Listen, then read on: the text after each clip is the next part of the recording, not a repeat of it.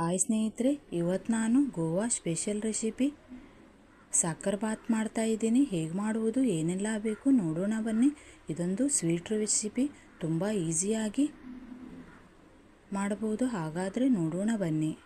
ನಮಸ್ಕಾರ ಎಲ್ಲರಿಗೂ, welcome back to Jaya recipe.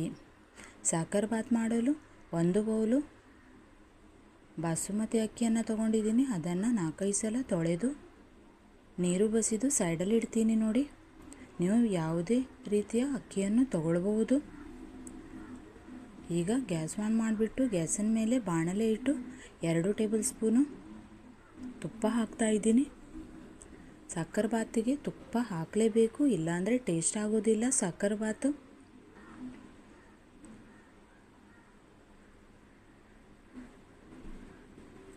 ಇದನ್ನು ದೇವಸ್ಥಾನಗಳಲ್ಲಿ ಮತ್ತು ಮನೆಯಲ್ಲಿ ಪೂಜೆ ಇದ್ದಾಗ ನೈವೇದ್ಯಕ್ಕೋಸ್ಕರ ಇದನ್ನು ಮಾಡ್ತಾರೆ. ತುಪ್ಪ ಮೆಲ್ಟ್ ಆಗಿದೆ. ಈಗ ಇದರಲ್ಲಿ 10 ಗೇರು ಬೀಜ, 10 ಬಾದಾಮಿಯನ್ನು ಸಣ್ಣ ಸಣ್ಣದಾಗಿ ಕಟ್ ಮಾಡಿ ಹಾಕಿದ್ದೀನಿ. ಫ್ರೈ ಆಗಿದೆ. ಈಗ ಇದರಲ್ಲಿ 5 ಲವಂಗನ ಹಾಕ್ತಾ ಇದ್ದೀನಿ. ಹಾಕಿ ಫ್ರೈ ಮಾಡಿಬಿಟ್ಟು ಬೇರೆ ಪ್ಲೇಟಲ್ಲಿ ತೆಗಿತಾ ಇದ್ದೀನಿ. ಅದೇ ರೀತಿ ಅದೇ ತುಪ್ಪದಲ್ಲಿ ತೊಳೆದಿಟ್ಕೊಂಡಿರುವ ಅಕ್ಕಿಯನ್ನು ಹಾಕ್ತಾ ಇದ್ದೀನಿ. ಅಕ್ಕಿ ಹಾಕಿ ಸ್ವಲ್ಪ ಫ್ರೈ ಮಾಡಿಬಿಟ್ಟು ಅದೇ ಬೌಲಲ್ಲಿ 2 ಬೌಲು ನೀರು ಹಾಕ್ತಾ ಇದ್ದೀನಿ. ನೀರು ಮತ್ತು 1/4 ಟೇಬಲ್ ಸ್ಪೂನು ಅರಿಶಿನ ಹಾಕಿ ಚೆನ್ನಾಗಿ ಮಿಕ್ಸ್ ಮಾಡ್ಕೊಳ್ಬೇಕು. ಅರಿಶಿನ ಬದಲು ನೀವು ಆರೆಂಜ್ ಕಲರನ್ನು ಯೂಸ್ ಮಾಡ್ಕೊಳ್ಬೋದು. ಜಾಸ್ತಿಯಾಗಿ ಇದಕ್ಕೆ ಸಕ್ಕರೆ ಬಾತಿಗೆ ಆರೆಂಜ್ ಕಲರೇ ಯೂಸ್ ಮಾಡ್ತಾರೆ. ಚೆನ್ನಾಗಿ ಮಿಕ್ಸ್ ಮಾಡ್ತೀನಿ ಇದನ್ನು. ನೀವು ಕೂಡ ಟ್ರೈ ಮಾಡಿ ಫ್ರೆಂಡ್ಸ್, ತುಂಬ ಸುಲಭವಾಗಿ ಇದನ್ನು ಮಾಡ್ಕೊಳ್ಬೋದು. ಟೇಸ್ಟು ಕೂಡ ಸಖತ್ತಾಗಿರುತ್ತೆ. ಈಗ ಮುಚ್ಚಳ ಮುಚ್ಚಿಡ್ತಾ ಇದ್ದೀನಿ. ಮುಚ್ಚಳ ಪೂರ್ತಿಯಾಗಿ ಮುಚ್ಚಬೇಡಿ, ಪೂರ್ತಿಯಾಗಿ ಮುಚ್ಚಿದರೆ ನೀರು ಕೆಳಗಡೆ ಬೀಳುತ್ತೆ. ಮಧ್ಯ ಮಧ್ಯದಲ್ಲೇ ಮಿಕ್ಸ್ ಮಾಡ್ತಾ ಇರಬೇಕು, ಇಲ್ಲಾಂದರೆ ತಳೆ ಹಿಡಿಯುತ್ತೆ. ನಿಮಗೆ ಸ್ವೀಟ್ ತಿನ್ನಿಸ್ಬೇಕು ಅಂತಂದರೆ ಇದನ್ನು ಸುಲಭವಾಗಿ 5 ನಿಮಿಷದಲ್ಲಿ ಮಾಡಿಕೊಂಡು ತಿನ್ಬೋದು.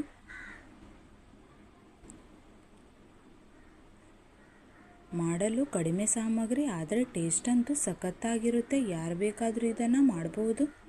ನೀರು ಪೂರ್ತಿಯಾಗಿ ಡ್ರೈ ಆಗಬೇಕು ನೋಡಿ, ಈ ಥರ. ಅದೇ ರೀತಿ ಅಕ್ಕಿನೂ ಬೇಯಬೇಕು.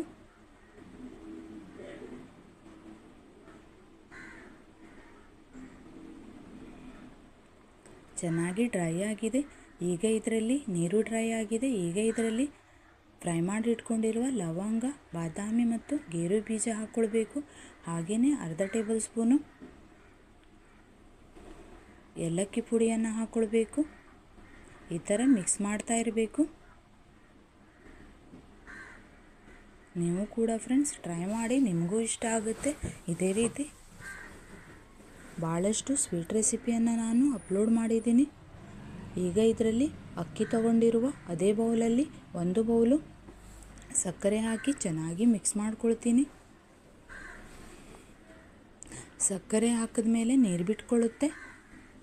ಮಿಕ್ಸ್ ಆಗಿದೆ. ಈಗ ಗ್ಯಾಸನ್ ಫ್ಲೇಮು ಸ್ಲೋ ಮಾಡಿ ಸ್ವಲ್ಪ ಹೊತ್ತು ಮುಚ್ಚಿಡ್ತೀನಿ ಇದನ್ನು.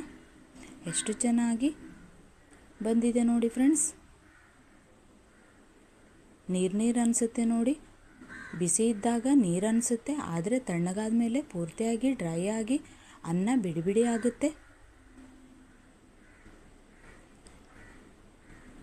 ಇದಕ್ಕೆ ಸ್ವೀಟ್ ರೈಸ್ ಅಂತಲೂ ಕರೀತಾರೆ. ನೀವು ಕೂಡ ಫ್ರೆಂಡ್ಸ್ ಟ್ರೈ ಮಾಡಿ, ತುಂಬ ಚೆನ್ನಾಗಿರುತ್ತೆ.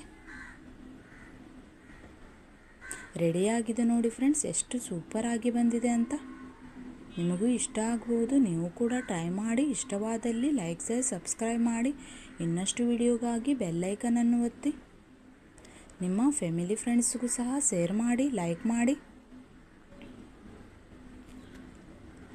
ಬೇರೆ ಹೊಸ ರೆಸಿಪಿ ಬೇಕು ಅಂತಂದರೆ ಕಮೆಂಟ್ಸ್ ಮೂಲಕ ಕಮೆಂಟ್ಸ್ ಮಾಡಿ. ಯಾರೆಲ್ಲ ಫ್ರೆಂಡ್ಸ್ ನೋಡ್ತಾ ಇದ್ದೀರಾ ಅವರಿಗೆಲ್ಲರಿಗೂ ಧನ್ಯವಾದ.